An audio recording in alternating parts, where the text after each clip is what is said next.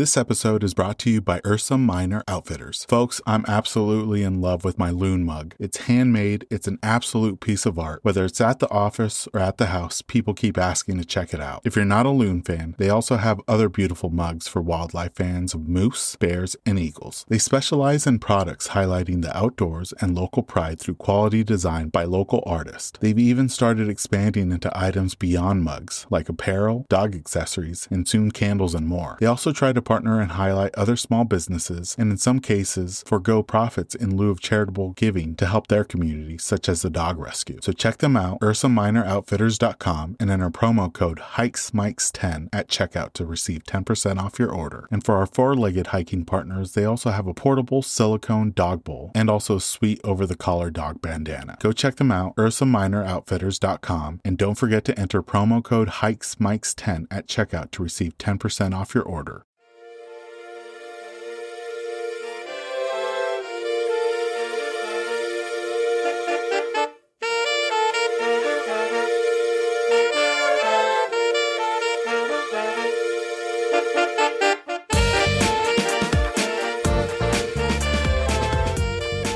Welcome, everyone, to the Hikes and Mikes podcast. I'm your host, Ivan, and together we'll embark on a weekly journey connecting with extraordinary hikers from all corners of the U.S. and beyond. Throughout these spring months, we've had the privilege of conversing with remarkable individuals. Their experiences and adventures will leave you yearning to hit the trails. In this week's episode, we're heading back down to the American Southwest to talk to an amazing hiker. Her name is Wendy, and you can follow her on Instagram at Scottsdale Hiking Therapist. Wendy shares with us some of her favorite hiking destinations in and around Arizona, including an epic trek in and out of the Grand Canyon. She's also a mental health professional incorporating the outdoors and hiking into her practice with clients. Without further ado, let's jump into this episode with our guest, Wendy.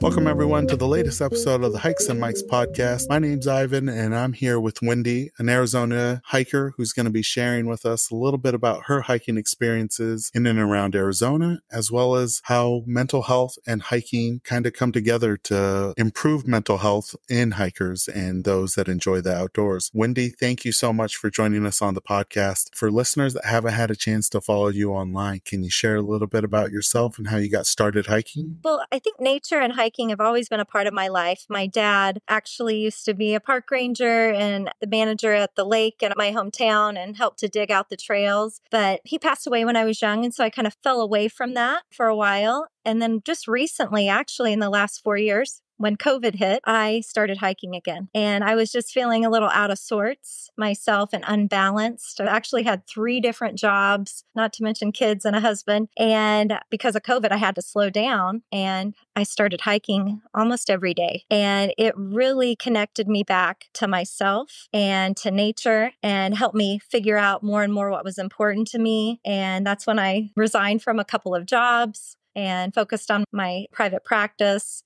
And that's really when it all began. It was 4 years ago. You know, I think you're based out of Scottsdale. How would you describe the hiking scene in and around your local trails there in Maricopa County? I just love living here because there are so many trails that you can access, like within 20, 30 minutes. That's why my office is where it is. I'm a licensed mental health professional, and it's within 15 minutes of Pinnacle Peak, which is a place I hike a lot, Brown's Ranch, Trailhead, and then also there's a Granite Mountain that's pretty close too. And so those are kind of my go-tos when I'm at work or home that are easier to get to. And some are flatter, but scenic with big, huge rocks and boulders. And then some have some elevation. Pinnacle Peak is about, I think, 1,200 elevation if you hike both sides and come back. It's an out and back. But I think it's amazing to me just to be able to have these little day trips even. I can go to Sedona for the day. That's like an hour and a half from my house. Or I could go to Flagstaff or drive over to Saguaro Lake or Payson. There's just a lot of different climates and different places to go. There's a big misconception sometimes, Wendy, especially if folks haven't had a chance to explore outside of Maricopa County or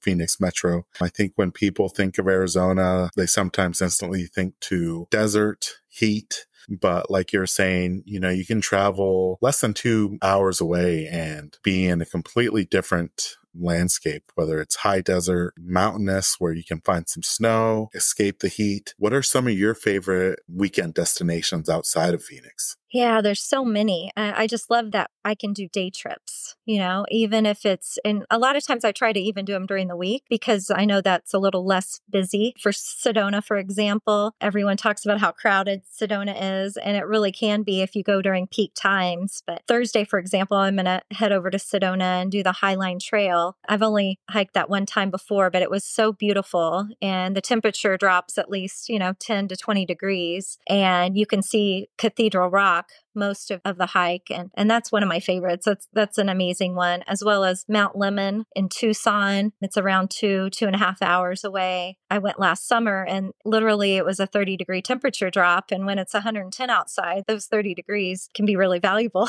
as well as Flagstaff. I did hike Humphreys Peak, and that was quite the hike. That was beautiful and amazing. And just last weekend, I hiked the Grand Canyon for the first time. So 18 miles in 11 hours. Can you share a little bit about how that trip kind of came about? We have some close family friends that actually own a place called Clear Sky Resorts, and it's in Williams, kind of in between Williams and I think Vail. So it's probably around 30 minutes from the Grand Canyon. And they had a little mini reunion for some of the senior boys that played on a flag football team and families. And so we were all up there. They're domes that have the clear part cut out so you can see the stars so clear, and it's just amazing. So we were all up there and I thought, well, if I'm up here, I might as well give it a shot. And so I started hiking it. I actually was by myself and thought, okay, maybe I'll just do part of it. But after getting about halfway, I decided to go ahead and go for it and went to Phantom Ranch and then up Bright Angel. And you did that all by yourself? Yeah, I did do it on my own. I feel like I've been training for this for the last 4 years, just hiking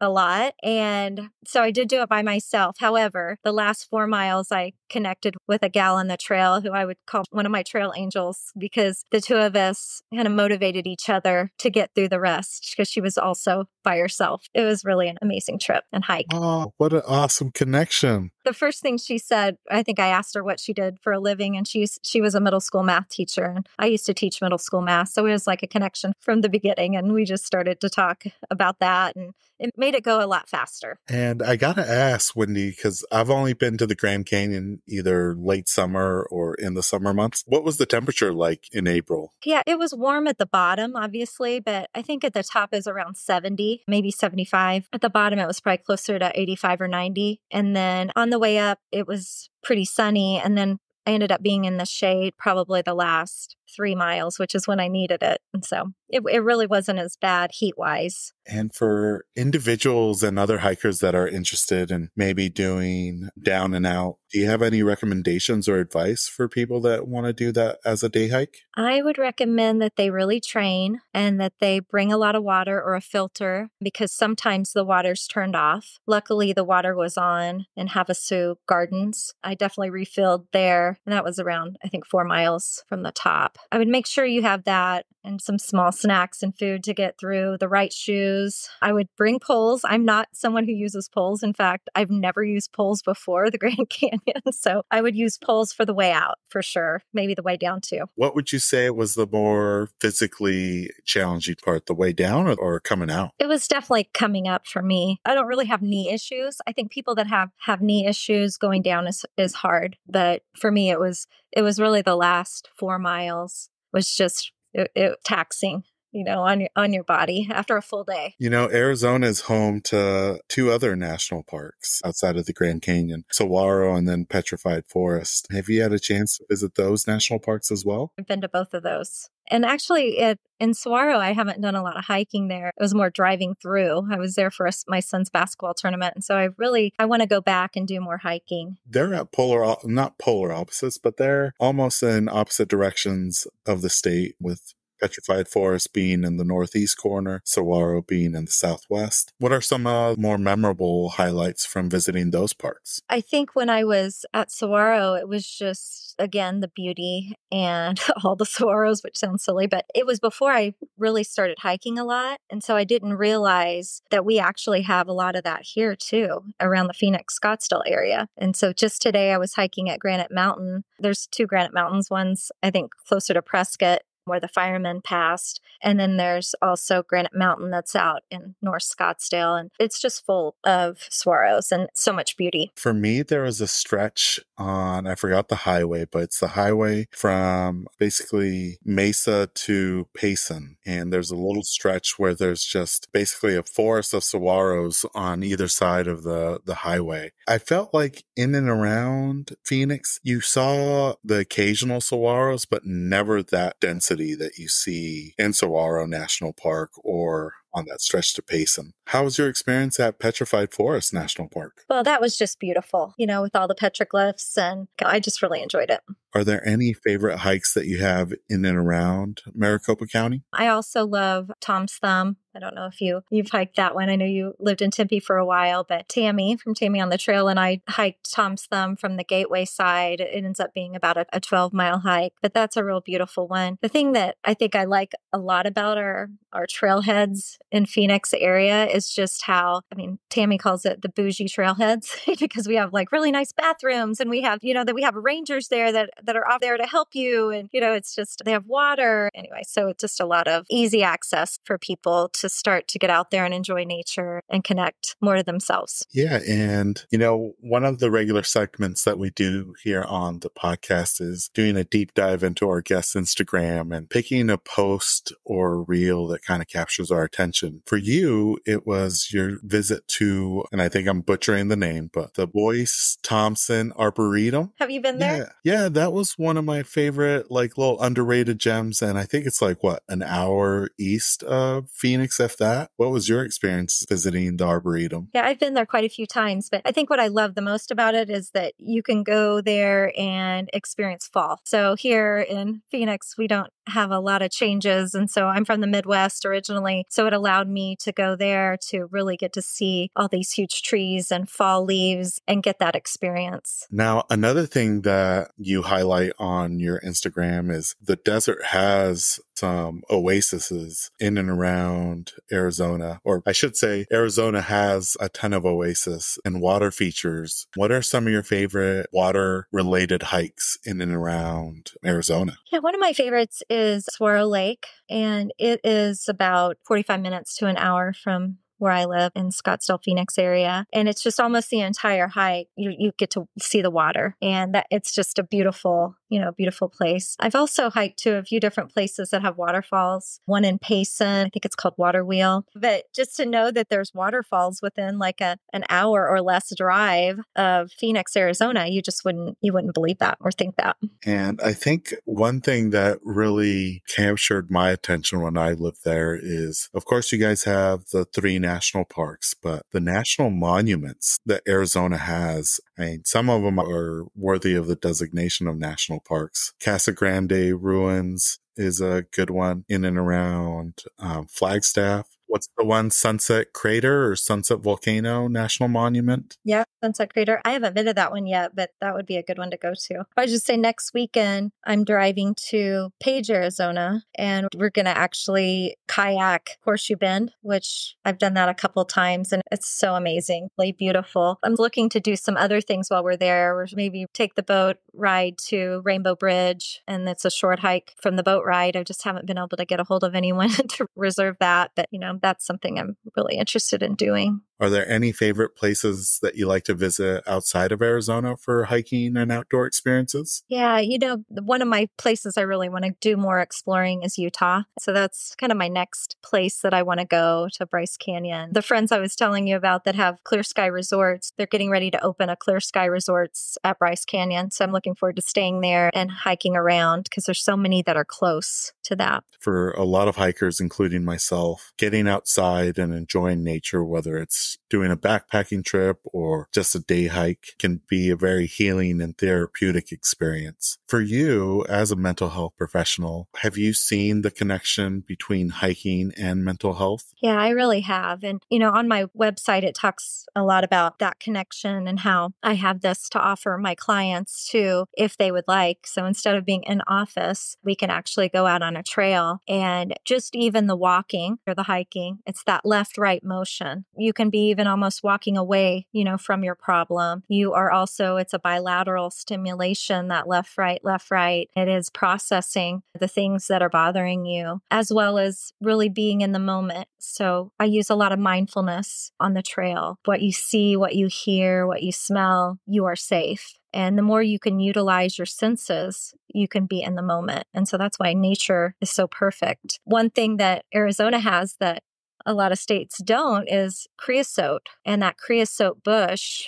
if you blow into it and smell, you'll smell the smell that Arizona knows is rain. And so whenever it rains in Arizona, it's just a different smell than in other parts of the country. Is it well dispersed in Maricopa County? It really, as far as I know, it definitely is up here in North Scottsdale. There's also Joshua Tree. So I remember driving through Joshua Tree when I was going there to hike, and it had rained overnight, and I got there right around sunrise, and I had my windows down, and it just was flooded. That smell was flooded. So there's a lot of creosote there as well. Now, from your personal experience and professional experience, how can hiking specifically contribute to mindfulness and stress reduction? Well, when you're hiking, again, you're moving, right? You're in the moment. You're not distracted with your electronics or your phone. You have to be in the moment because you're looking out. Like today, we were looking out when I was on the hike, looking out for rattlesnakes because someone said, oh, they saw a baby rattlesnake up ahead. So I had to really watch for that. You're scanning, you're doing scanning of the trail. And it really is a way that you can leave behind your worries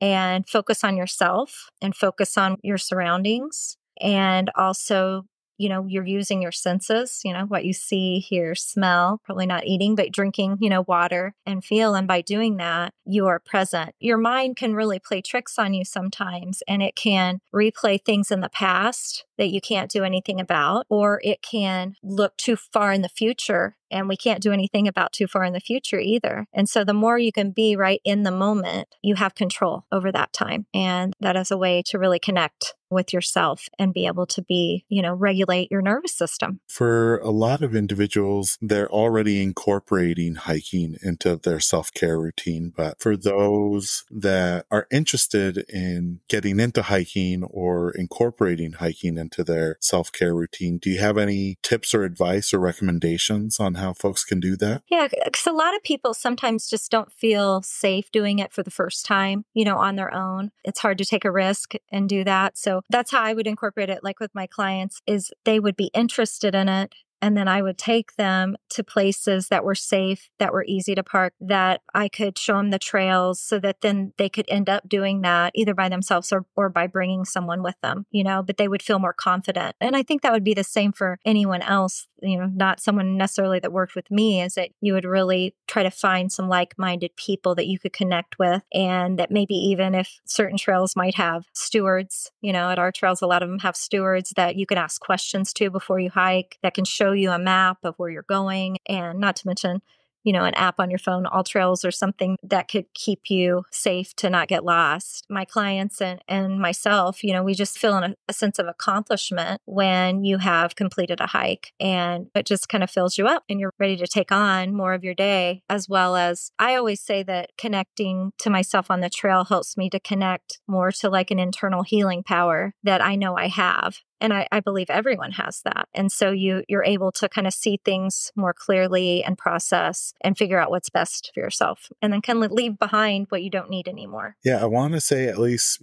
speaking for me personally, hiking is one of those activities that no matter how I feel going into it, I always feel better once I complete a hike, once I reach a summit. It always releases that dopamine. It just really brings joy and happiness, whether it's a stressful week at work or just stressful week in general.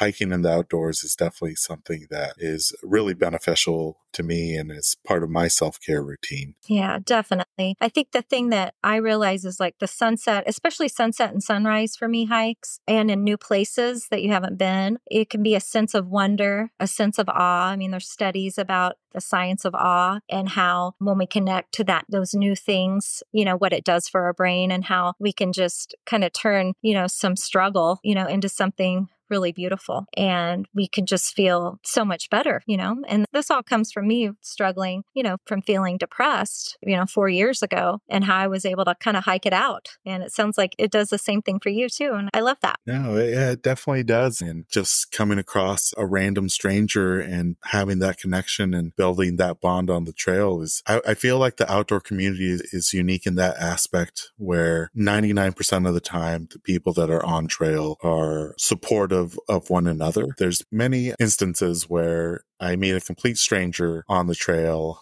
have a great conversation, whether it's making that trek to the summit or feeling those last couple miles before you make it back out to the trailhead. It really builds a bond between hikers that I think not too many other outdoor activities have. No, I completely agree. And, when you're even saying that, it wasn't just her that was like a trail angel for me. I had two people prior to that offer me water. And then everyone's so helpful saying hi and connecting, and you'll love this. After the hike, I got a ride from the shuttle back to the parking lot, and I went to the wrong parking lot. I had the shuttle to the right one, but I just walked up the wrong path to a different parking lot. And this lady that I was walking behind, it's a different one that I walked up the trail, but she's like, I'll help you. Like, she helped me find my car. People are really kind and they want to help each other. I find it more on the trail than anywhere. Now, one of the last questions I wanted to ask you, Wendy, before we get to our regular questions that we ask everybody. Arizona is known, and I'm not going to argue, I think it has some of the best sunsets in all of the United States. It does. What are some of your favorite places to catch sunsets in and around your local trails? My favorite place is Pinnacle Peak, and it can be pretty populated trail, but it's not as populated at sunset or sunrise. And that's my favorite place to go. It's within 20 minutes of my house, and it's just a beautiful view. And what's the mileage on Pinnacle Peak? Yeah, so it's like 2 mountains, and then you turn around and do 2 again. So it's about, I think if you go to the very end, like after you do the second mountain and you walk to the gate, it's close to 4 miles total. And then I think it's around 1,200 feet elevation that you hit if you do the whole thing. Oh, that's perfect for a day hike. Yeah, and you can do it under 2 hours for sure. I've probably at one time maybe done close to an hour and a half, but I'm not timing myself anymore. So I'm just enjoying it. Yeah, I do remember some of these trail runners on some of the famous peaks in Phoenix, just blazing up the trails. And it's a feat to see them just... Right. Like, are you talking about like Piestewa Peak? That's definitely one they'll just run on by. Yeah, that's a hard one. These next couple questions, Wendy, we ask all our guests these questions. For you personally, when it comes to hiking routines, is there any that you do on a regular basis? For some hikers, it's packing their favorite snack or drink. For others, it's enjoying a moment of zen on the summit or next to a waterfall. And then for a few, it's, getting their favorite meal afterwards. Is there a regular customer routine that you do on or off the trails? One of my favorite things to do is I read this book called The Book of Awakening, and it just has daily readings. And so I really enjoy reading one of those right before I go on a trail. It's like a little mini inward journey. And so that's one of my favorite things that I do. It's by Martin Nepo. I love his messages. And so that's probably my favorite thing to do. And I'll be sure to add it to the episode show notes, because that would be a good one for folks that are interested in that type of reading to check out. The other book I really like, John O'Donohue. I'm not sure if you're familiar with him, but he wrote a book called Anam Cara, and Anam means soul friend, and it's about being your own soul friend as well as having a soul friend. He writes a lot about landscape, both inner and outer landscape, how, your landscape sometimes can feel like home and you don't even know why, but you go to a mountain or you go somewhere and it just feels like home. So he's a wonderful author. I'll have to check that one out. Mm-hmm. I think you'd like him. Now, I'm interested in this next response, Wendy, because I feel like when I was living in Arizona, my pack list was greatly different from what my pack list is now. But when it comes to your own pack list, outside of the essentials that you need, do you carry any luxury items or extra items that maybe bring you comfort or joy? You know, for some, it's camera equipment. For others, it's a specific type of candy. Is there anything that you like to carry that falls outside of the essentials list? My pack is so light.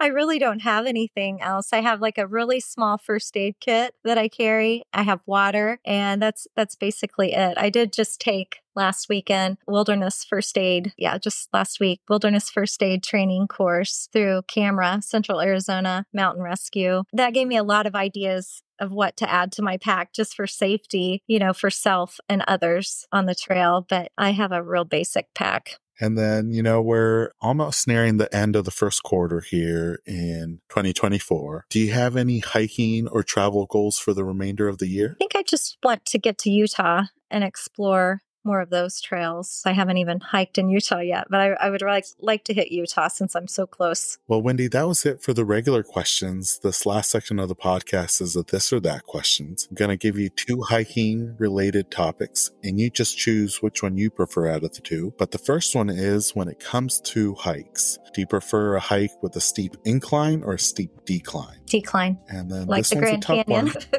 Yeah, that has both. Yeah, especially when, you know, coming out of the Grand Canyon is mandatory, so you got to ascend. Now, this one's a tough one, but waterfalls or summit? I think summits. And then this one's a trail system question, but switchbacks or straight up? I'd say switchbacks. And then you kind of touched on this already, but trek poles or freehand? So freehand unless I'm at the Grand Canyon. I like that. I was glad I had them on the way up. Do you wear traditional hiking boots, or have you made the switch to trail runners? I'm trail runners. And then this next one is another trail system question, but do you prefer a loop trail or an out and back trail? I prefer a loop. And then this one's about your water carrying system. Do you carry your water in a traditional water bottle, or do you use a hydration pack or bladder pack like a Camelback? Yeah, I do both. It just depends on the hike, you know, how long it is. And normally I'll just use a water bottle, like a big water bottle, I'll carry it. But if I'm hiking Grand Canyon or something larger, I'll have the Camelback with some extra waters. And then this one's going to be a tough one for you because Arizona's known to have both, but sunset hikes or sunrise hikes? Both. I have to say both. I can't pick. And then you've been able to experience both of these, but spring wildflowers or fall colors?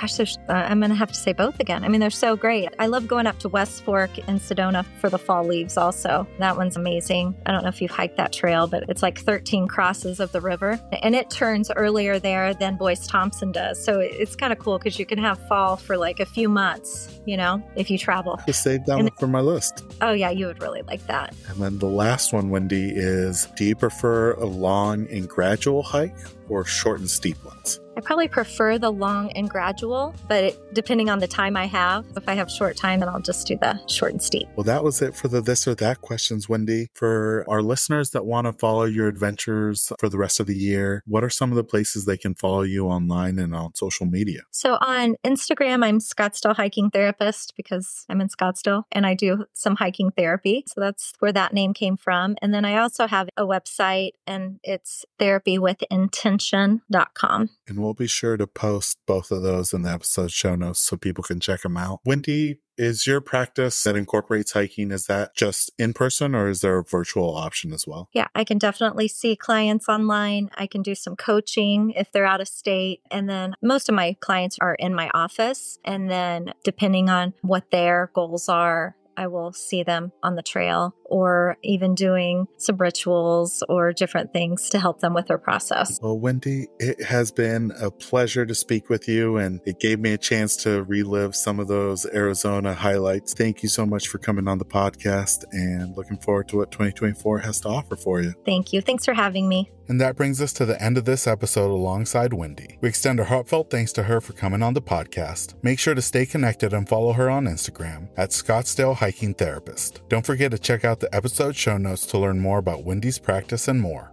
We have an incredible lineup of episodes planned throughout the spring months, and we can't wait to share them with you. New episodes will be dropping every Monday with occasional bonus episodes on Fridays. To ensure you never miss out on those thrilling tales, remember to hit that like and subscribe button. Your support means the world to us. Don't forget to join our vibrant community on Instagram at Hikes and Mics. We'll be sharing episode visuals, my own personal hiking content, and so much more. Let's stay connected and continue to inspire each other on this remarkable journey. As we bid farewell, remember to tread those happy trails, embrace the great outdoors, and keep the spirit of adventure alive. Until next time, my fellow explorers, happy hiking. This episode's music was created by Ketsa. Follow him on Instagram at Ketsa Music.